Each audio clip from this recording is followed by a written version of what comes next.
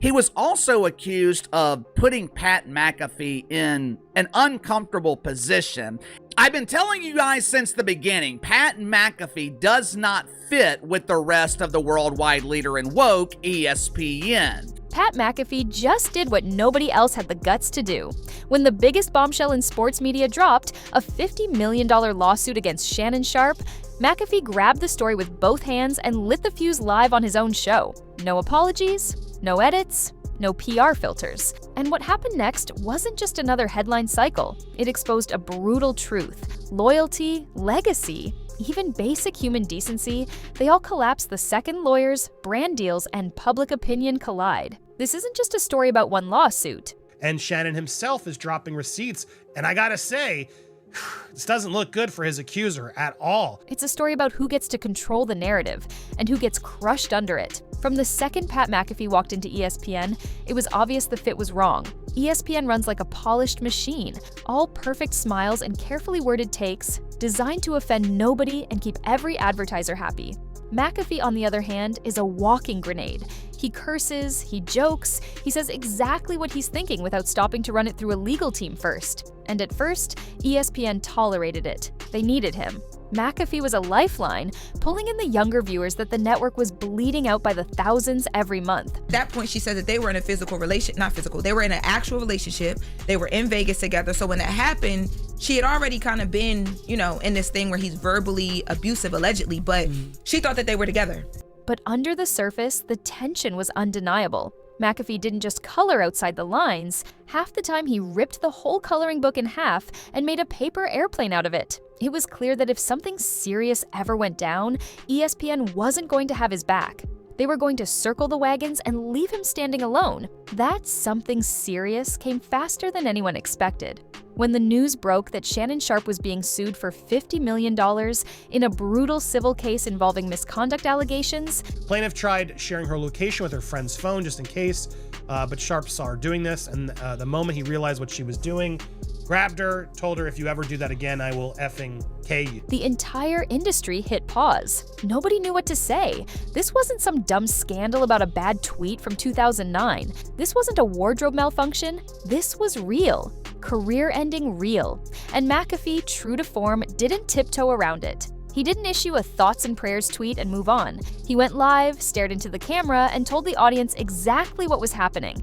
He broke it down in plain English. No corporate jargon, no fancy law talk. This is a horrible accusation to say, and when you read the other side of what she's writing him, I'm sorry, she seems in the wrong. Sharpe was being accused of severe misconduct, and the stakes weren't just personal. They were financial, reputational, and permanent. McAfee didn't take sides. He didn't defend Sharpe blindly. He didn't attack the accuser either. He just told the truth. Allegations are serious, but allegations are not convictions. And in 2025, people need to remember that. But if you think McAfee was just analyzing this from a safe distance, think again. This wasn't theoretical for him. He had lived it. Yeah, I gotta be honest, I do see some similarities here to the Justin case. Look, Justin has now, and Johnny Depp to his credit as well. Not long ago, McAfee himself had been dragged into court by Brett Favre over a defamation case. And if you've never had to fight a multi-million-dollar lawsuit with cameras in your face and your name trending on Twitter for all the wrong reasons,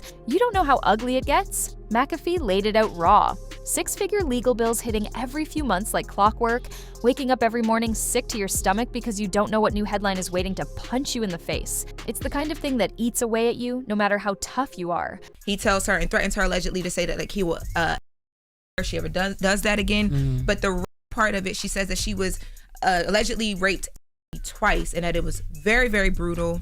So when McAfee looked at what was happening to Sharpe, he wasn't gloating. He wasn't exploiting it for views. He was looking at a man standing at the edge of the same cliff he once barely survived falling off of. Still, sympathy doesn't change the rules of the game, and McAfee made it clear. In sports media today, it doesn't matter what's true. It matters what people think is true. Facts move slow. Outrage moves fast. McAfee broke down the brutal math of modern scandal. The 3-headline rule. One bad headline, you ride it out. 2 bad headlines, sponsors start sweating. 3 bad headlines, you're radioactive. And she says that she alleges that it was brutal, like it was very It was aggressive. It doesn't matter if you're innocent. It doesn't matter if you've got proof. By the time the truth catches up, the damage is already done. And Sharpe wasn't just dealing with accusations, he was dealing with a full-blown brand exodus. Sneaker deals gone. Energy drink sponsorships ghosted, TV appearances shelved quietly. These companies aren't waiting for a verdict anymore. They're running scared the second your name starts trending for the wrong reasons. McAfee didn't sugarcoat it. He didn't blame the brands either. He just explained it straight. In this world, optics aren't everything. Who are being falsely accused to drop their receipts in the most public and aggressive way possible, because if you don't, the PR can deem you guilty before you even get to a court of law. They're the only thing. And if you thought fans would be more patient or loyal, you haven't been paying attention. The moment McAfee opened the phone lines and live chat, it turned into an all-out war. Thousands of fans screaming over each other, half demanding Sharpe's immediate firing, the other half crying innocent until proven guilty, and a small handful somewhere in between just begging people to slow down and breathe. But McAfee once again didn't pick a side. He warned everyone listening. It only takes one fake screenshot, one doctored voicemail, one AI-generated leak to end someone's career these days. You don't even have to be guilty anymore. You just have to look guilty in the right 30-second clip. Now, this woman is alleging that Shannon Sharpe multiple times over the course of a 2-year relationship. The relationship that they had was sexual. And once that clip goes viral, good luck convincing anybody of anything different. The internet doesn't do apologies. The internet doesn't do retractions. It does memes, it does outrage, and it does damage.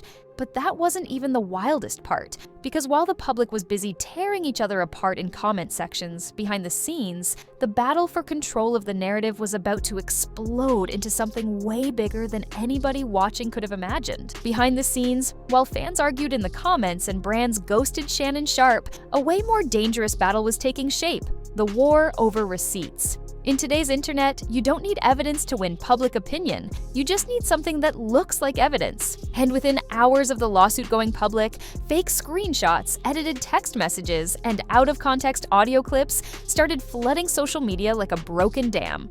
Some showed supposed text conversations between Sharpe and the accuser. Others had clips pieced together to make Sharpe look guilty without saying a single word. It didn't matter if they were real. It didn't matter if half of them had obvious editing artifacts. Once something hits 1 million shares, it becomes truth. For a lot of people, facts be damned. McAfee saw it coming a mile away. He warned everybody watching. In today's media, the first viral version of the story wins, even if it's total bullshit. He called out the fake receipts live, highlighting obvious errors like mismatched time zones, altered fonts, and metadata. Inconsistencies that any half-decent forensic expert could spot. But by the time he was breaking it all down, the internet had already made up its mind. Half the sports world was ready to cancel Sharpe outright. The other half thought the whole thing was a setup. And just like that, the original allegations stopped even being the main story. The real war wasn't happening in the court system anymore. It was happening on TikTok, on Twitter, in YouTube comment sections, and in the spaces between people's assumptions. And Sharpe wasn't just battling a lawsuit. He was battling narrative drift, the phenomenon where every new headline, every viral meme pulls the original story further and further away from reality. McAfee brought in media experts who explained it bluntly. Lawsuits like this become proxy wars. They stop being about the actual people involved and start representing bigger fights about athlete privilege, about race, about money, about who gets believed and who doesn't. McAfee's own legal team told him once during his Favre battle, "You're not just fighting one case. You're fighting every grievance people ever had with someone who looks like you, talks like you, or stands where you stand." That's why this whole thing had spiraled into something unstoppable. It wasn't just about Sharpe anymore. It was about how modern society deals with power, fame, and scandal. Meanwhile, behind the scenes, brands weren't wasting any time protecting themselves. Within 48 hours, Hydrocharge, a major energy drink sponsor that had deals lined up with Sharpe for the NBA Finals, pulled the plug. Commercials that were already filmed and paid for got shelved indefinitely. Executives didn't even bother pretending it was about creative direction changes. McAfee called it straight. The moment you get hit with one too many bad headlines, you're a liability, not an asset. PR consultants on McAfee's panel admitted it openly. Freezing a campaign costs money, but leaving a scandal-tainted face on screen costs way more. And in the end, brand loyalty is just a marketing slogan. Money moves first. Morality comes later. At the same time, public sentiment was shifting by the hour. McAfee's show ran live polls asking fans whether Sharpe should temporarily step away. From ESPN. The results? A razor-thin 52% said yes, 48% said no. Split right down the middle. Older fans who remembered Sharpe from his playing days mostly wanted to give him the benefit of the doubt. Younger fans, raised on non-stop media scandals, were much less forgiving. They didn't want to wait for due process. They wanted immediate consequences. McAfee read the poll results live and shook his head, not because he was surprised, but because it proved what he had been saying all along. In 2025, audiences are burnt out on waiting for slow justice. People don't want the full story anymore. They want closure, and they want it fast. Things got even crazier when cybersecurity experts like Frankie Del Toro jumped into the conversation. Del Toro debunked several fake leaks making the rounds, including doctored text conversations that hadn't even existed in the original court filings. But McAfee pointed out the sad reality. Corrections don't go viral. The lie races around the world 5 times before the truth even laces up its sneakers. And in the meantime, careers, reputations, and lives get steamrolled. McAfee urged fans to slow down, think critically, and stop letting edited screenshots decide guilt. But even he admitted, half-jokingly, that it felt like trying to put toothpaste back in the tube with boxing gloves on. To make things worse, several advocacy groups weighed in, adding even more pressure. Some praised McAfee for refusing to use explicit language when describing the allegations, arguing that it helped avoid re-traumatizing survivors. Others criticized all media coverage of the case, claiming it was sensationalizing real pain for clicks and views. McAfee addressed it all head-on, saying that while no coverage would ever be perfect, pretending serious accusations don't exist doesn't help anyone either. And he challenged other networks to at least hold themselves to the same standards, verifying facts, avoiding graphic details, and refusing to rush judgment before real evidence surfaced. As the show reached its final stretch, McAfee brought in financial analysts to talk about how lawsuits like this impact future contracts. Shannon Sharpe's rumored ESPN deal, supposedly worth just under $10 million a year, now hung in limbo. Hidden inside those contracts are morality clauses, legal landmines that let networks pause payments or cancel deals altogether if the host becomes a material detriment to the brand. And with a high-profile lawsuit hanging over his head, Sharpe's financial future wasn't just shaky, it was damn near evaporating in real time. McAfee summed it up with brutal clarity. Money waits for clarity. Sponsors don't. The final topic of the night was the most sobering. McAfee explained how modern reputation damage is nearly impossible to undo. Even if Sharpe won the case tomorrow, even if the accusations were proven false beyond a shadow of a doubt, the headlines, the memes, the viral videos, they wouldn't vanish. They'd stay in Google search results. They'd stay in people's memories. Studies show that audiences almost never click past the first page of search results. Your name becomes whatever story hits first and hits hardest.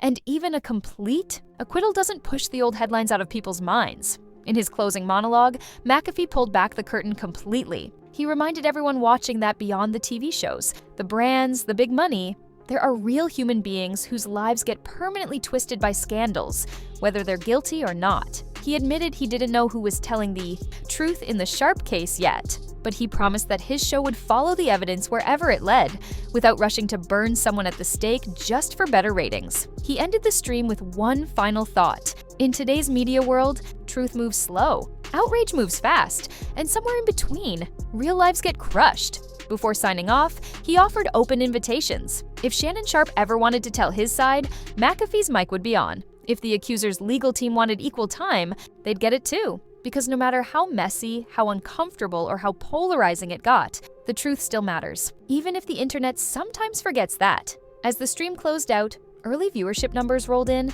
It was a monster, over 600,000 people watching live. A new record for McAfee's platform outside of Super Bowl week. And love him or hate him, one thing was undeniable. Pat McAfee had once again proven why he's the most dangerous man in sports media. Not because he picks sides, not because he chases clout, but because he refuses to let anyone else write the ending before the real story even starts.